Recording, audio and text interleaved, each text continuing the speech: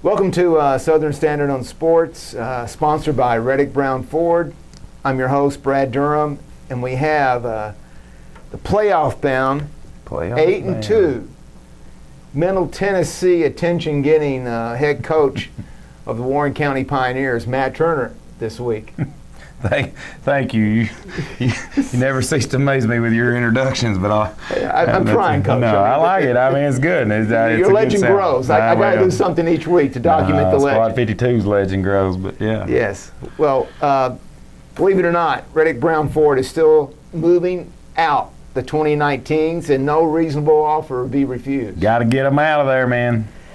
At Reddick Brown Ford, their goal is to make your car buying experience simple. They have the largest selection and best prices on new Ford SUVs, trucks, and cars in Tennessee.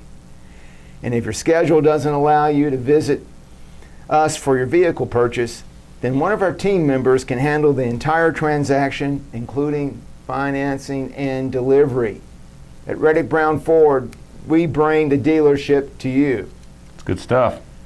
Yes, they've been very dedicated, and we're glad to have them. It's awesome. And Coach, before we get started this week, all right, I wanted to put something in perspective. Two things before we look at the Oakland game. Okay. Per se.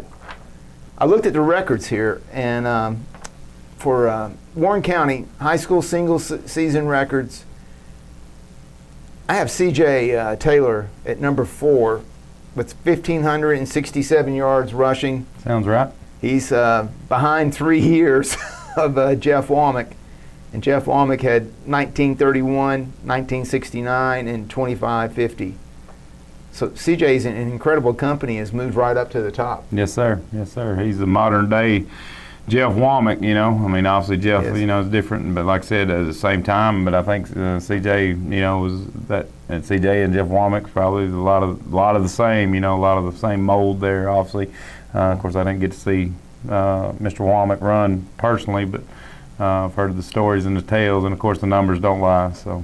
Well, and he also has moved up behind Jeff Womack in rushing TDs. Yes. He has 21, and Jeff Womack leads that with 34. 34, yep. Yeah, that's good. And I'll probably stand for a while. Jeff Womack had 3 very productive years. Very, very, you know. And CJ's doing all this really, this is one season. Right. And he might have had some TDs last year. He had. I think that was a single season record with that Jeff Womack. Right. Yeah, you're right. You're right. So I think he ended up with 15 or 16 on the season last year. So. Well.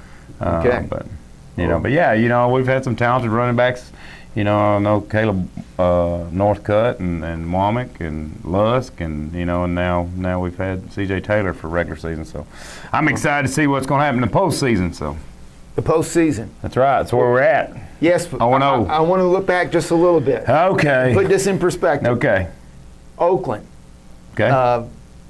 We're not looking for participation trophies, moral victories, that stuff. But I want to read off the last few years of scores here. Okay, let's hear them. 2016, Warren County lost to Oakland 59-0.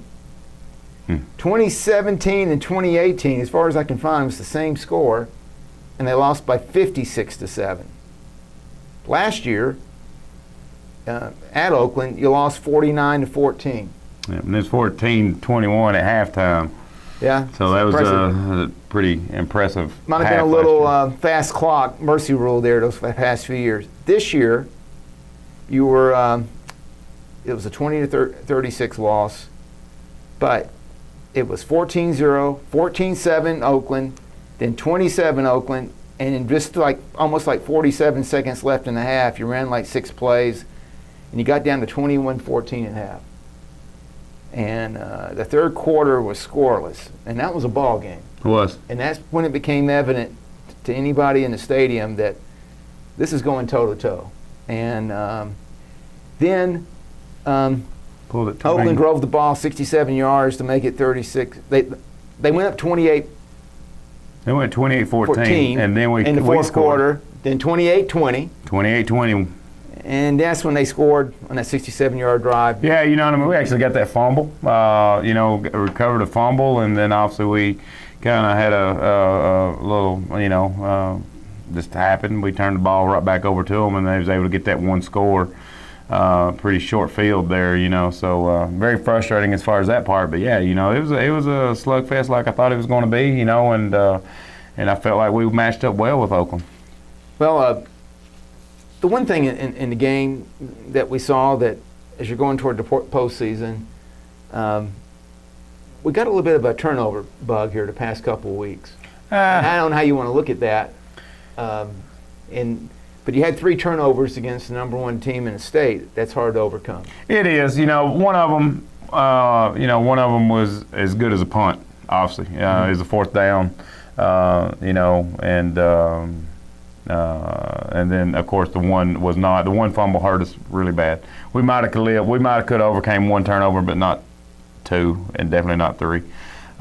So yeah, and I don't know, I don't think it's a turnover bug or per se or anything. I mean, I think the terminology.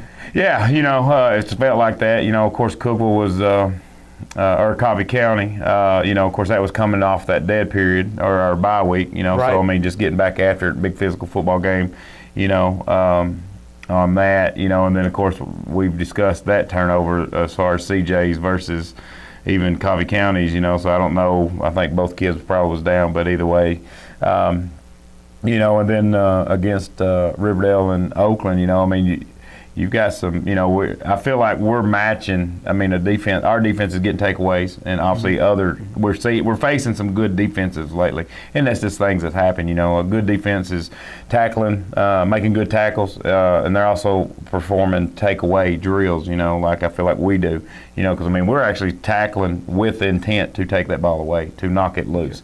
So I just think it's a sign of a good team, and obviously that's what happens a lot, and it's almost like good wrestlers. If you watch a really good wrestler versus another really good wrestler, it's a very boring match to watch if you don't know the sport of wrestling, because it's about moves and counter moves, and they're out there just kind of, But then you see a match where you got a superior wrestler versus what we call a fish. That's where you see those theatrical throws and you hear the mats. It's very exciting to watch because one kid is just getting his tail whooped. It sucks for that kid, but it's entertaining to watch, I guess you'd say. But a very, when you got 2 teams going at it, right. pushing and pushing, we didn't punt the other night. Obviously, the turnovers was one reason why, but 2, well, they only punted once. Yep. Once, so, and I believe that the other thing about the field position, you come down to special teams. Yep. And the kickoffs. Right. When you score, and then there's a little bit of, I don't know what the word is, apprehension or something. Are we going to kick out of bounds, not kick to this guy? No, we wasn't kicking to their guys. I'll go ahead and tell you, because you watched the game last year, we're tied up 14-all right before half, and there's like 2 seconds left, last play of the game before halftime last year, and we kick it. We was kicking it away from their really good returner, and their second best returner was able to field the ball, and just that's where that supporting cast is very talented, and of course, and I saw Stevenson and some of their starters on their kickoff and return teams. Yes, they're stacking them up, and when you go against a real good team, there's less margin for error. No, that field position yes, means a lot. And just a technical question, and I should know this before I got on the show, but if you kick it out of bounds twice on a kickoff, and they can make you kick it after they throw a flag, and the team can accept it after that first flag at the 30-yard line, and then the second flag, they don't have a choice. You kick it out of bounds twice, and they accept the first penalty, they get the ball on the 35. So you're pretty much guaranteed they're not going to run it back. If we kick it out of bounds twice, they'll start on the 35.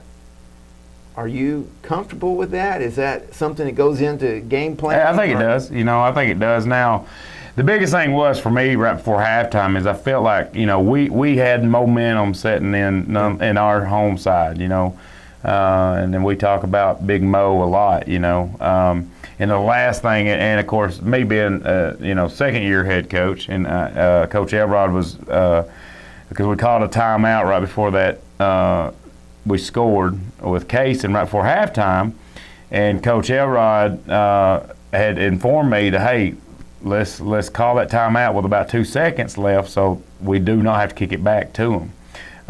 And of course, and it was kind of a neat or a different scenario. The side judge on our side, he was actually hearing impaired a little bit. Right, he had a hearing aid on. Yeah, and he literally said that I could come down, I could run towards him, which you're not allowed to do, but because of the situation, he said, you can come down and let me know. And he knew I was going to call a timeout. And so as soon as he turned, and I was like, he just went ahead and called it, you know. So anyway, we scored. There was a few seconds on the clock. We was going to have to kick it off to him. So, you know, and of course, you know, this I know it kind of looked awkward what we was doing and seemed like we didn't know what we was doing. I just did not want them to get a big return. I think that was pretty clear, and I think with we'll be talking about in a few minutes, Mount Juliet, who's got another return specialist. Yep.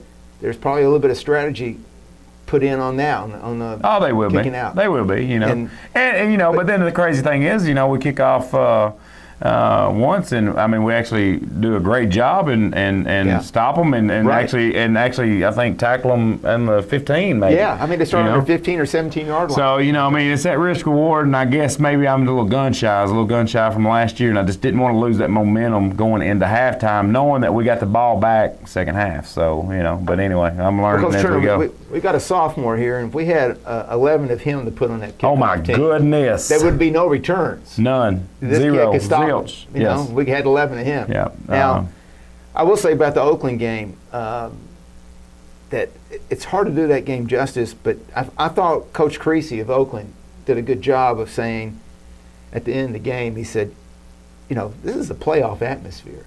I don't know if people appreciate enough what it's like to come in here.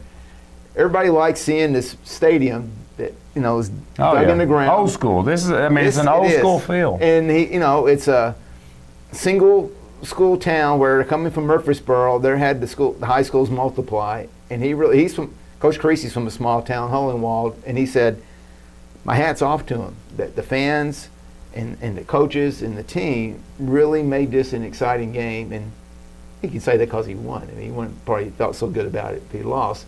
But he, you know, with Coach Creasy, I think he would have said that. I think he still would have said that. But he because he doesn't. He was really get genuine. that. He was what genuine. He said was, when you win all the time, people don't expect a good game. They don't even come to the games at Oakland like you would expect. No. They don't fill the stands up. So, but during the COVID season especially, but you know, that was remarkable, and that's why I wanted to read off those previous scores, because I've been there. I think I've seen Oakland block 4 punts in a game against Warren County, and this was, for a lot of people, the validation, the credibility, and I think it's one reason that Friday Night Rival TV, my 30 TV, and 104.5 The Zone is chosen to broadcast this game Friday night. Well, that's the reason. That's the reason the Tennessee Titans, nominated it, and of course Pioneer Nation did a good job, and of course Coach Creasy got $1,000 richer, but that's okay, because it was giving us opportunity to give some exposure to our young men, Squad 52, and validate what the hard work that they've put in. Just one other look back, and I think. This is where coaching comes in. There was I don't know what you want to call it, somewhat of a fracture, a little bit of division on the team during and right after the Riverdale game. And you as a head coach brought your seniors together. You had a dinner.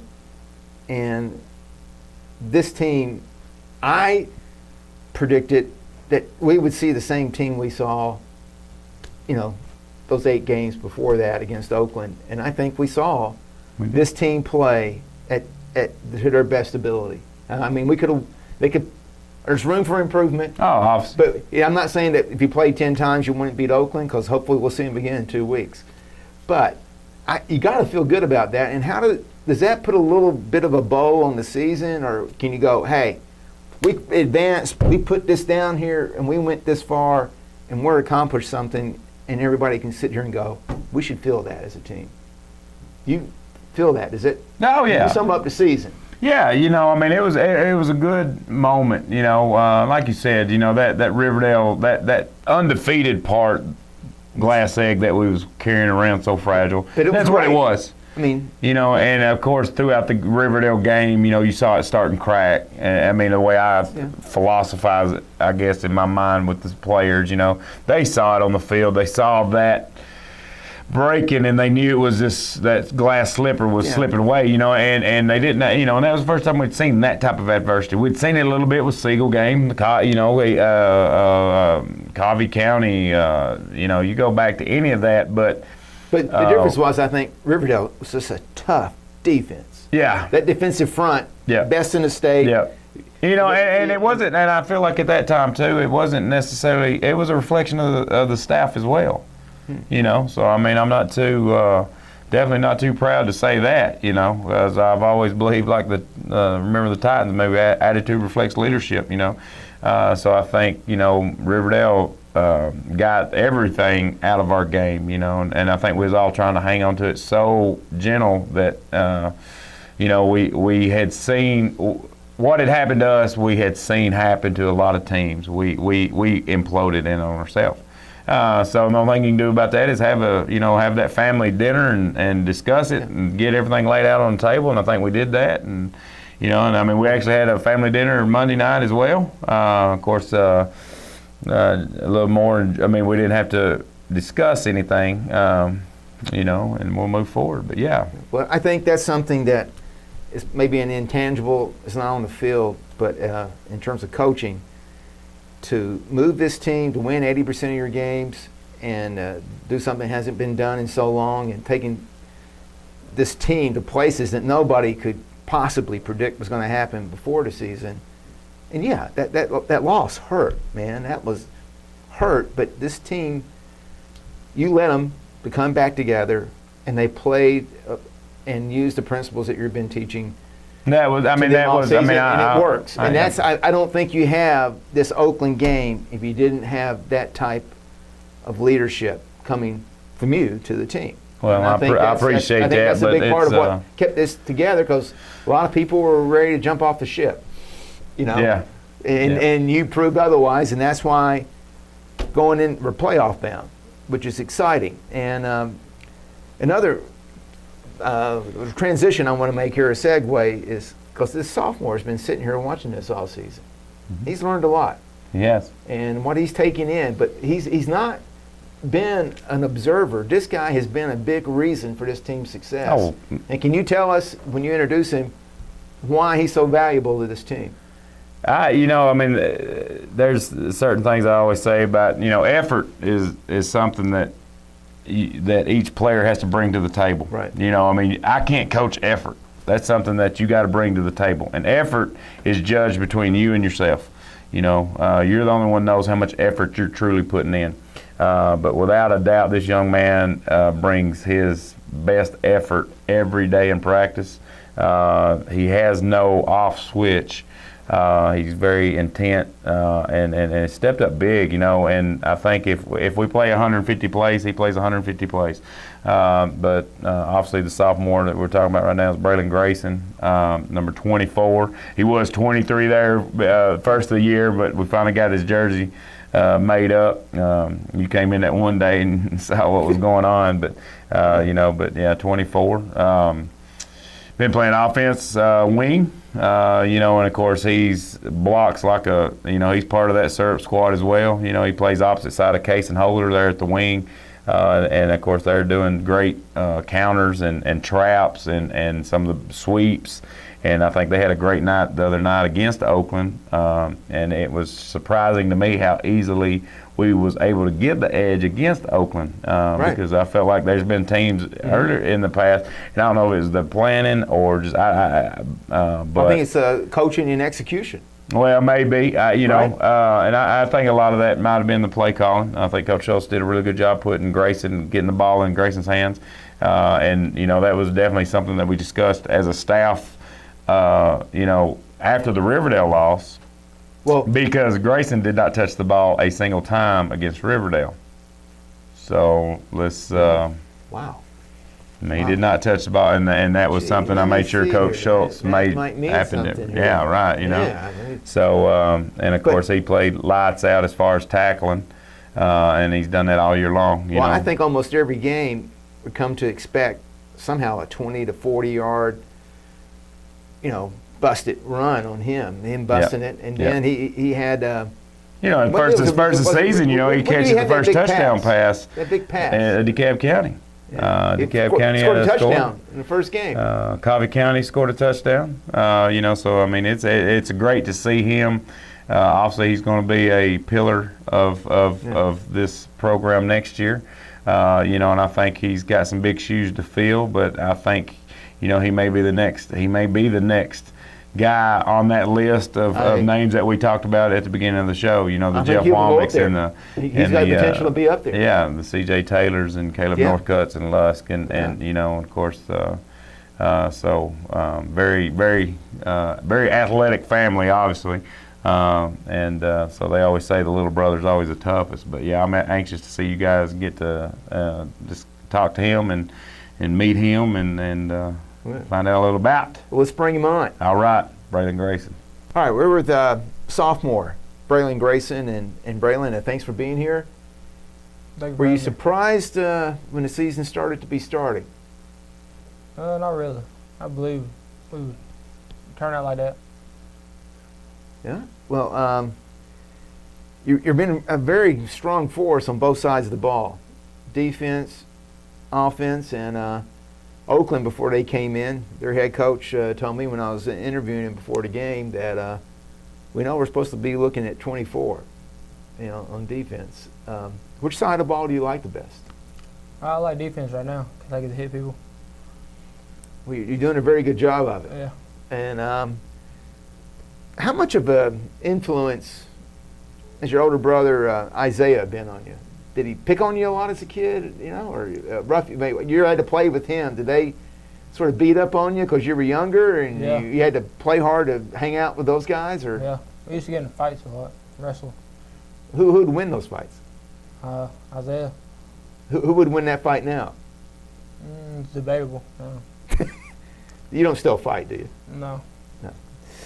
But who else has been a big influence on you in your football career, playing football?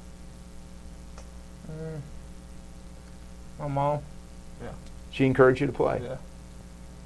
Good. And she's driven you to a lot of practices over the years, right? Yeah. What's it been like as a sophomore being on this team? Because you heard a lot of the seniors talk about they went 8-0 in middle school. You didn't have that in 8th grade, an 8-0 year. No. But you had it your sophomore year, this year. How did that feel? Feels pretty good. I had to step up a lot.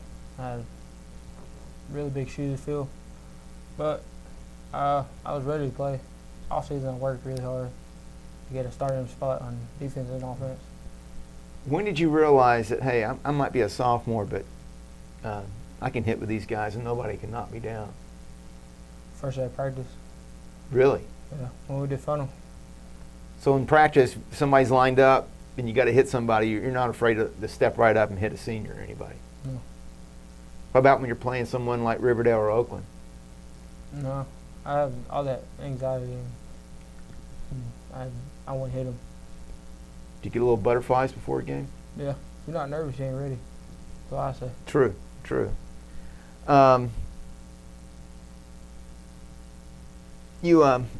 You've been watching film this week of Mount Juliet, right? Yeah. Do they look any different to you than, or like any other teams you've been playing? I mean, what are you thinking when you're looking at that film? Well, their offense, seen it mostly through the year. Their defense, you run a 4-3, and that middle linebacker they have is like the best athlete on defense. So we gotta watch out for him. Do you ever have to block him as a wingback? Yeah. Really? So is he a little bit more challenging than some of the other players you're played against this year, you think? I really looked at him. I just been looking at the guards and the D line. So you're a sophomore. It's your first time going into a playoff game. Did last week feel like a playoff game to you a little bit? Yeah. How do you feel about this week? Are you like on Wednesday or Thursday during the week? Do you start feeling it and start going, oh, okay?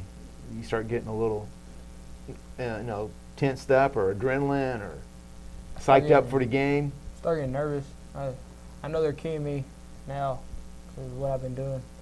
Oakland really keyed me at 61. So they sent some guys after you, block you every play. You weren't sneaking by. They were always hitting you every play. Yeah. That makes it tougher, right? Yeah. CJ said that, I think it was the Rockville game, that he had 2 or 3 guys hitting him every play when he was on defense. So now you have to deal with that, right? Yeah, but I learned from last week what I got to do to be there and make tackle. Who's your linebacker coach? Coach Turner. Really? Yeah. So he's worked with you quite a bit. Yeah. Well, are you excited about being in a playoff game? Yeah. Hopefully we go all the way. So you're wanting to win the rest of the games. You're not afraid of seeing Oakland again. No. You're not afraid of anybody. Mm-hmm. Just a sophomore. Braylon Grayson, thank you for coming by today. We appreciate it. We're back with Coach Matt Turner. Coach Turner, we're looking forward here to the playoff game. A lot of attention going on here. A lot of excitement. Just another game, baby. But it's the second part of the season. It is. New season. Hopefully, you got 5 games left. That'd Get be to awesome. Cookeville. That'd be awesome. Now, if you've been looking at film, and when I talked to Trey Perry, their head coach. I don't watch yesterday. film. Well, okay. No, I'm just kidding. Braylon, well, maybe we'll bring him back in because he's been looking at it. He said that really there's not a lot of surprises that he said they're a little bit like Oakland, and on defense they run multiple sets. They're going to try to confuse you. Right. They run multiple offense, but they're going to be in a wing a little bit, spread it out out a little bit. Yeah. They're not going to throw it very much. I think they're going to try. I feel like they'll try to attack. I think they're going to try to attack our receivers, or our DBs. For defense. Yeah, because Okay. We'll see. They have also like 2 quarterbacks like do? Oakland did, and is one of those more like a run oriented? I don't really know. As far as there's not a huge difference like Oakland's as far as like. Yeah, they had Okay, one. this kid's in this. Well, this is happening. This kid's in. This is happening. There's not. I don't really think a different huge like game plan change because we had game plan change against Oakland, obviously Right. with who was accepting Very snaps. assignment oriented. Yeah, And they do have a guy who's a return specialist, and he's a guy on defense, number 17, Jamari Sal. Mm-hmm. He has a brother on the team, and his oldest brother is one of the coaches, believe it or not. He's supposed to be coaching at Memphis, but because of COVID and things, he's staying here. Coach Perry told me, but he may come in as a Wildcat sometimes at quarterback. They have some threats. Oh, Lord, yes. It's a very good football team. This is the same football team that put Riverdale out first round last year. So, and of course, we're going into this game as an underdog, a huge underdog, I'm sure. I think the excitement around this game is that we're that Cinderella team. There's just a good story going on, this, that, and other. But I think it's about like any other big game. Nobody's expecting us to win except the people that's on that football field in the Pioneer Nation that stands behind us. So, they've got more than a dude. They've got a bunch of dudes. They got a good looking D line, a good defense. Big, thick bodies. Yeah, like 300-pounders on defense. Yeah, and Coach Perry, I've followed him for a long time. I've actually started following what he was doing at Mount Juliet as soon as I got this job. I guess you call it trolling or whatever, but I knew that he was very successful with his social media and his websites, and they made $100,000 pre-COVID on a lift-a-thon. They made $80,000 this year on a lift-a-thon, a virtual lift-a-thon. And I know that Pioneer Nation is just as strong as if not stronger than that Mount Juliet Bears. I really respect Coach Perry and what he's done with his program, and it's going to be. I still know what's going to happen. What we're planning on doing when the Dirty 30 rolls off that bus come Friday night. Right. Now, I know they lost 3 games. They lost to Rossview, Oak Ridge, and Hendersonville. What Coach Perry told me was that, look, they started a new school in Mount Juliet last year. Lost a lot of players. Lost a lot of players. He lost his quarterback, who was a freshman last year and sort of a phenom. Had to replace him. He had another player that went out with an ACL and a freaky thing. He had one player that was ineligible by 48 hours, supposedly, being too old before the season started. And they had some injuries. And a lot of this, as you look through it the season, you can't look week to week and look at their record and think, well, they're a 7-3 team, because there's some COVID action out there. Who they're playing against on their team, they're COVID healthy now, he said. But there had some players that were injured and they were coming back and slowly coming back, some on linemen. So to think this team is a weaker team would be a misconception for the public, I think. For our public, yeah. Yes, I mean, like. Obviously, ignorance is bliss. They end up being number 2 in their region. Yeah, we are the underdog in this game. Right, and what Coach Perry said would be interesting. This Saturday morning, when people wake up, either one of these regions can win out over the other region. He thinks they're a lot more even this year than maybe in the past, but could be wrong. Could be a wipeout here and there, but it'd be interesting if Region 3, Warren County's region, wins out. That's the plan. Then you play Oakland the next week, who's playing Rossview this week, and then if you beat Oakland, then you will face Riverdale the next week in the quarterfinals. Then you go to probably play Maryville, is the way it's worked out in the semifinals. Right. So, but right now, it's Mount Juliet. There's a lot of attention. There's going to be a broadcast on TV. I think it's good. I think the experts know it should be a good game. I think and of course, obviously, I don't, it's hard. It is interesting, and it's been a fun or a reviving week of preparation, just because, when we play these region teams, and we have so many region teams in our region, a lot of times you're watching film because you're watching Oakland play Riverdale, and you're game planning for Riverdale, but you're seeing what they're doing against Oakland, and same thing, Blackman, Siegel, Coffee County, all these teams that we've seen all year long, and then this week of the playoffs is totally different. Yeah. But what's crazy is when you watch those region games, of course, I've got film on it just every game they've played.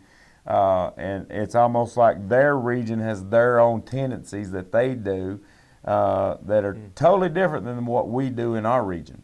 So it's going to be neat. It's been a challenge to, because of the multiple sets and different things, and the caliber of coaching staff that Coach Perry has assembled there. And of course he's from a long lineage of football coaches. His dad. I remember going to Portland when his dad was up there. When I came back from college under the Gerald Tidwell years, we went to Portland because they had a successful program there and was running this offense and stuff, and we was wanting to figure out, could we implement that in Warren County?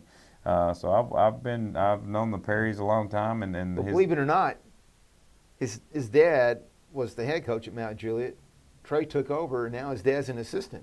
At Trey. So that lineage is intact in some shape that's what or I'm form. saying. And then you talked about a coach that should be at Memphis coaching this week or this season, but due to COVID, he's coaching there at home, and so obviously, that's the same thing that myself and my staff are trying to overcome, is just that experience and you only get that on job training by being in these games, being in these playoffs.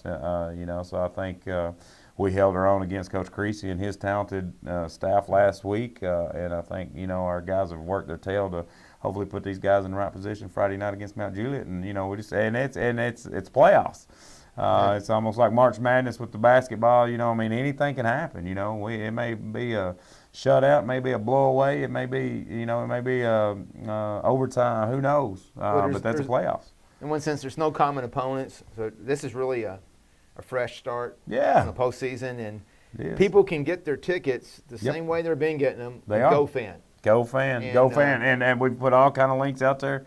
The GoFan links. It's actually through TSSAA. It's not It's not Mount Juliet selling the tickets. It's not Warren County selling the tickets. It's TSSAA that's using through the GoFan.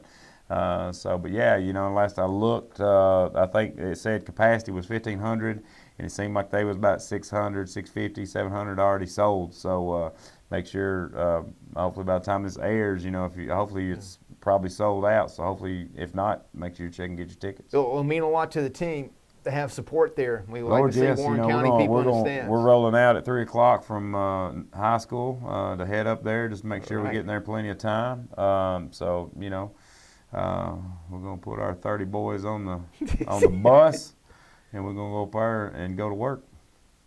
Well, Coach, we're excited. Yes, sir. Wishing you a good week of practice. Yes, sir. And we're going to be there and be very Awesome. excited on Friday night and wish you the best. Good deal. Go Pioneers.